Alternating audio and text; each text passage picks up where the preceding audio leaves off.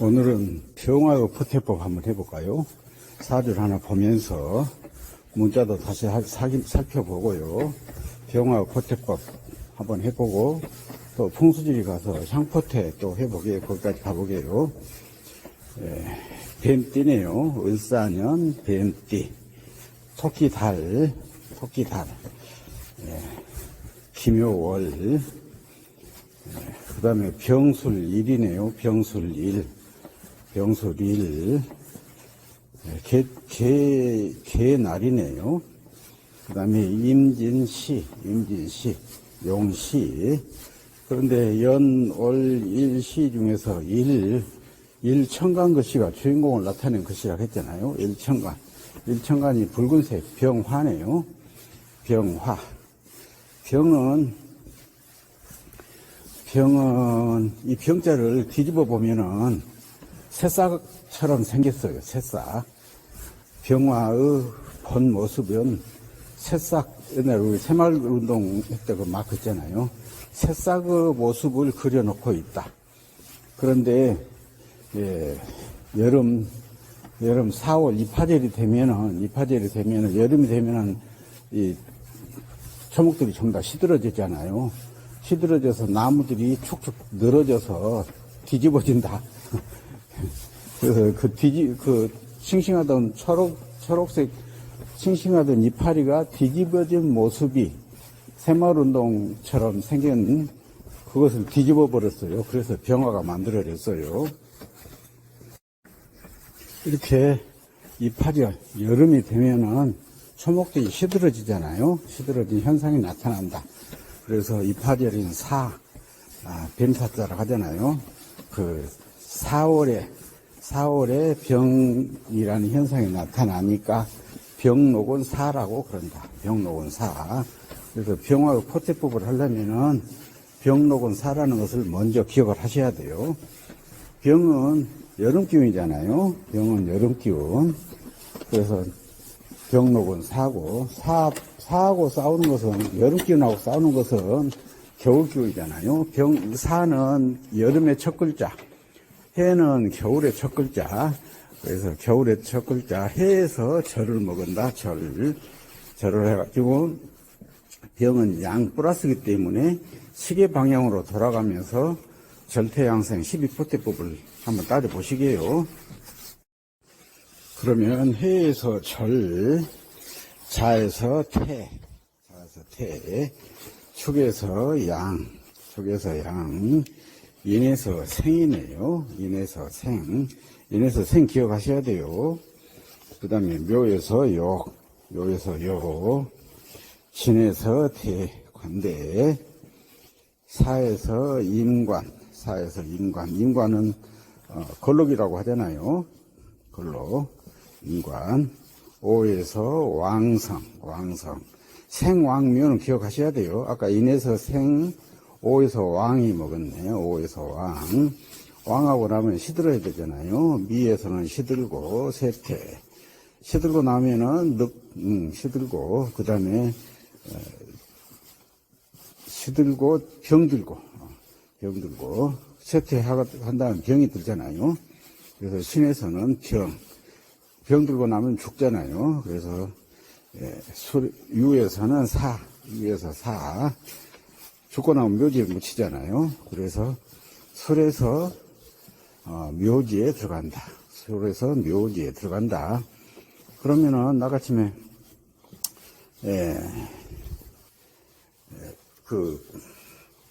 여기 보면은 병술일지잖아요.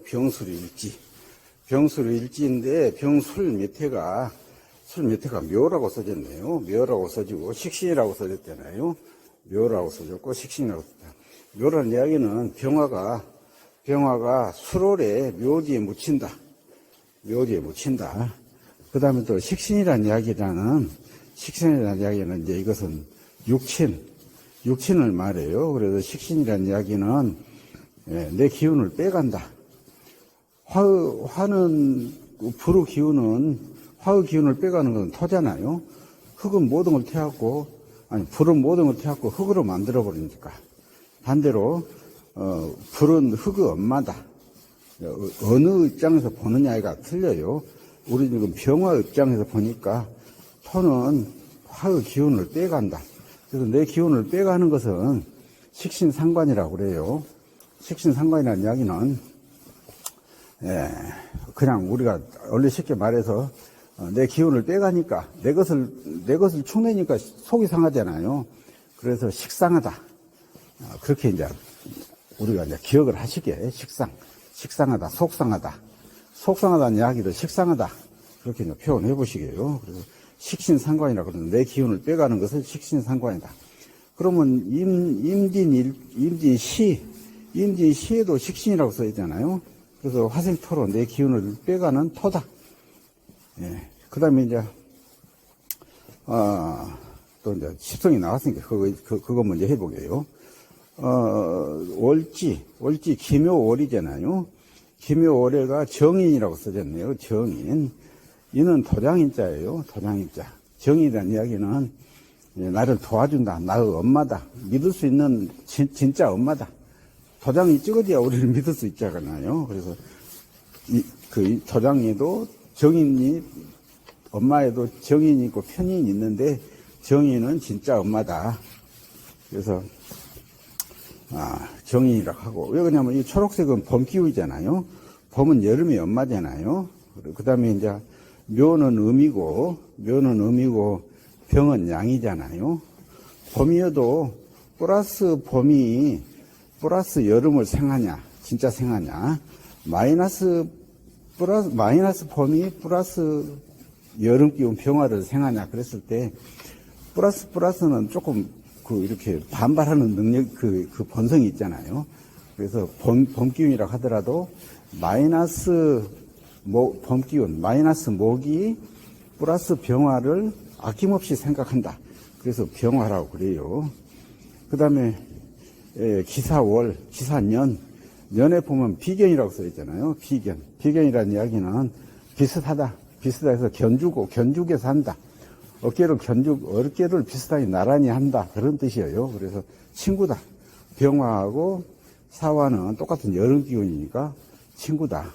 그래서 이제 이 친구도 두 가지 역할을 해요. 내가 기운이 셀 때는 누가 나를 도와준다고 하면은 필요 없잖아요. 내가 그냥 이렇게 나도 기운이 넘치고 돌아서 처치고 올라니는데 나한테 더 도와준다고 하면 그 문제가 생기겠잖아요. 그래서 힘이 강할 때는 비견이 병이 되고 힘이 약할 때는 비견이 약이 된다. 그런 차원에서 10성까지 공부를 약간 해봤네요. 그래서 이제 이 병화 포태법 과다가 여기까지 와버렸네.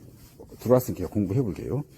그래서 이제 이 병화가 묘월에 태어나서 또 천간에 또 을목이 있잖아요. 그래서 이 병화가 굉장히 강하다, 약하지는 않다. 이 사주 8글자 중에서 가장 강한 것은 월지예요. 월. 그래서 월하고 똑같은 색깔이 천간에 튀어나온 것은 또 더 강해져 버려요. 그래서 이 사주는 이렇게 여름 기운이 강하니까 노란색 토가 와서 가을을 좀 생해줘야 된다. 그래서 식상생재격 이 사주예요. 식상생재격과 생재격.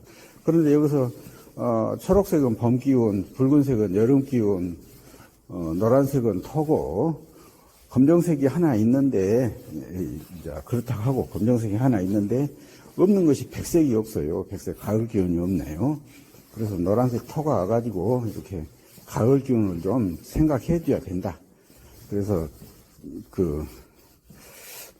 그렇게 이제 포태법을 공부하려고 시작을 했는데 사주 전반적인 것을 한번 봤네요. 그래서 아까 말씀드린 대로 병화는 4월 이파절에 병이라는 그 이파리가 시들어가는 현상이 나타난다. 그래서 병록은 사락해서 사하고 반대편인 여름 시작 반대편인 겨울 시작에서 절을 해갖고 해에서 절을 해갖고 쭉 이렇게 포탭을 돌리니까, 예, 사에서는 걸룩을 먹었고, 인에서 생을 했고, 오에서 왕성했고, 술에서 묘지에 들어갔다. 이렇게 인호술, 병화는 인호술 일생을 살았다. 인호술 일생. 그래서 인호술 삼합오행을 보시면은 병화를 생각하셔야 돼요. 그까지 하시고, 이제, 풍수지리에서 또 병화의 포태법을 한번 해보시게요. 병화향, 화국향을 해보시게. 풍수지리에서는 향포태를 하려면은, 향포태가 있고 파국포태가 있잖아요. 향포태를 하려면은 두 가지를 먼저 생각하셔야 돼요. 동궁을 생각하셔야 되고, 짝꿍이 누구냐? 짝꿍의 그 오행을 따라가요. 짝꿍 오행을 따라간다. 그 다음에, 삼합 오행을 생각하셔야 되고, 그래서 짝꿍을 먼저 해보시게. 자, 따라서 같이 해보세요. 건해, 임자, 개추, 간인, 간묘, 을진, 선사, 병호, 정미, 권신, 경유, 신술, 건해, 그렇게 오잖아요. 그래서 이 짝꿍을 생각하셔야 되고, 그 다음에, 이제 우리는 여기서 사주에서 병포태를 해봤으니까, 풍수지에서 병포태 한번 해보시게요. 병은 병호라고 그래가지고, 오하고 병호가 동궁이네요. 병호가 동궁이다. 그래서 오자를 보시면은 오자가 화라고 써졌어요. 화. 그러면은 병호는 화국향이다. 화국향. 이렇게 화국향에는 화국이란 이야기는 여름 기운이잖아요. 여름 기운의 반대는 겨울 기운이에요. 그래서 화국향에서는 겨울 기운이 시작처. 해에서 절을 한다. 건해에서 절을 해요. 그래서 여기 살펴보시면은 신술도 화국이라고 써졌어요. 화라고 써졌어요. 간인에서도 화라고 써졌어요. 그래서 간인향을 해도 건해에서 절을 하고, 신술향을 해도 건해에서 절을 해요. 간인향도 화국향, 병호향도 화국향, 신술향도 화국향, 삼합오행으로 그렇게 가잖아요. 그래서 삼합오행으로 화국에 해당이 되기 때문에 건해에서 해에서 절을 한다. 해에서 절을 해요. 그러면 병호향, 경유득, 간묘파라가 됐을 때, 병호향, 경유득, 간묘파가 되었을 때 한번 이 포태법을 한번 따져봅시다. 병호향은 화국이라고 했으니까 화국은 여름 기운이고요. 여름 기운은 겨울 기운하고 반대니까 겨울 시작처 건해에서 해에서 절한다고 했잖아요. 건해에서 절, 임자에서 태, 자에서 태, 축에서 양, 인에서 생, 묘에서 생하고 나서는 목욕이잖아요. 묘에서 목욕이네요. 그래서 간묘파니까 목욕파가 해당되네요. 목욕파. 그 다음에 진에서는 목욕하고 허리띠차고 공부하잖아요. 그래서 관대에 해당되고, 손사에서는 장가가고 임관. 병원은 왕향이네요. 그래서 왕에 해당되니까 화국의 왕향에 해당된다. 화국의 왕향.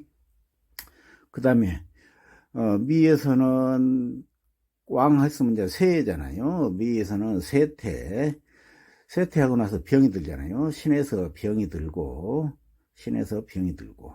그 다음에 유에서는 병덕을 죽고 그러네요. 유에서는 사.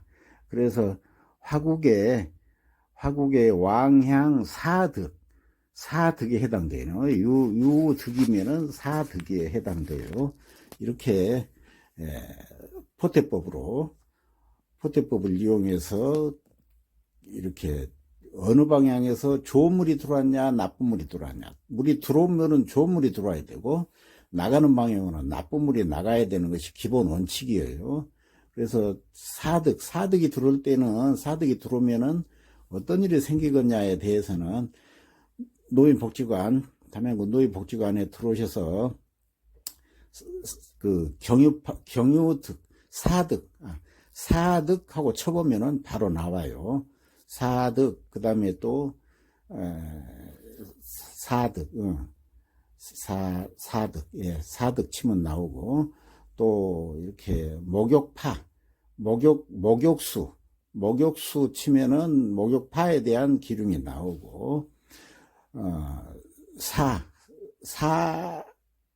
병사수, 사수하고 치면은 병방이나 사방에서 들어온 물은 어쩌고 나간 물은 어쩌고 기둥에 대해서 쭉 논해놓은 것이 있으니까 그걸 참고하시면 돼요. 수고하셨습니다.